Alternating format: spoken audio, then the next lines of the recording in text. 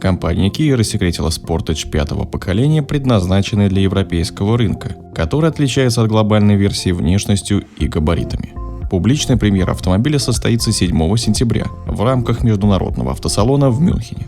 Kia поступила так же, как и Hyundai с родственным Tucson, который выпускается в двух вариантах с короткой и длинной базой. Но в случае с Tucson у кроссоверов одинаковый дизайн, тогда как европейский вариант Sportage имеет оригинальную заднюю часть кузова, перекликающуюся с машинами прежних поколений.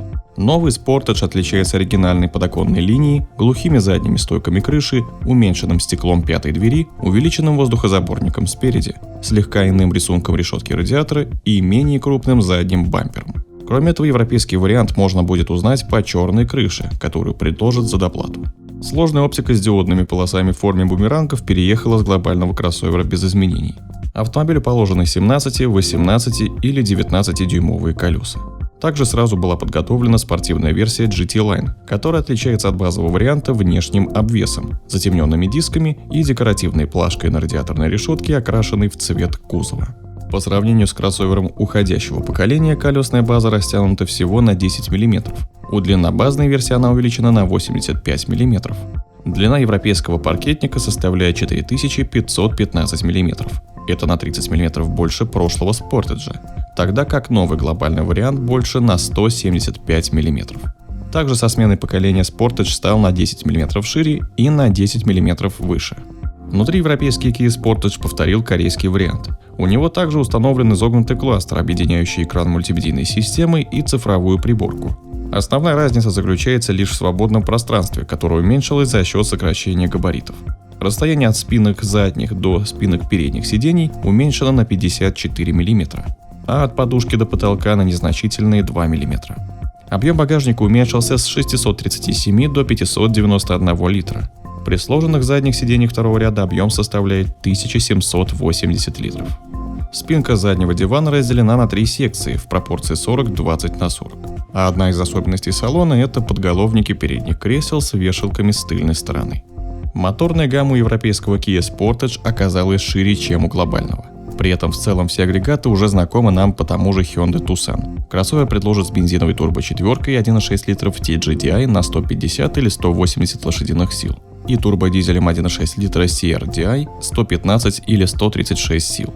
Машинам с бензиновым двигателем положен мягкогибридный довесок в виде 48-вольтового стартер-генератора. Он является стандартным, а для дизельных кроссоверов это будет опцией. В зависимости от мотора модель комплектуется обычной шестиступенчатой механикой AMT без механической связи педали со сцеплением и семиступенчатой роботизированной коробкой с 2 сцеплениями. Привод передний или полный. Есть два гибрида, оба с бензиновым турбомотором 1,6 литра TGDI мощностью 180 лошадиных сил. Базовая версия без возможности подключения к розетке имеет 60-сильный электродвигатель, который встроен в шестиступенчатый автомат.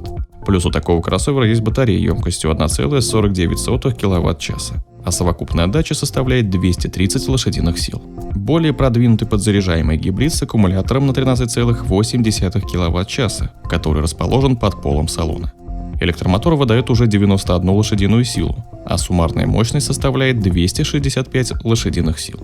Европейский Sportage имеет несколько ездовых режимов, включая внедорожный Terrain Mode, а среди опций есть адаптивная подвеска с электронно управляемыми амортизаторами. Еще в арсенале доступен полный набор электронных ассистентов, адаптивный круиз-контроль, система автоторможения и удержания в полосе. В Европе продажи новинки стартуют до конца текущего года. До России же Sportage доберется только в первой половине 2022, и скорее всего это будет длиннобазная версия.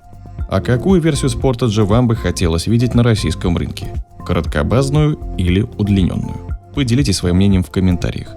Также не забывайте подписываться на канал и нажимайте на колокольчик, чтобы не пропускать новые видео и быть в курсе последних событий автоиндустрии.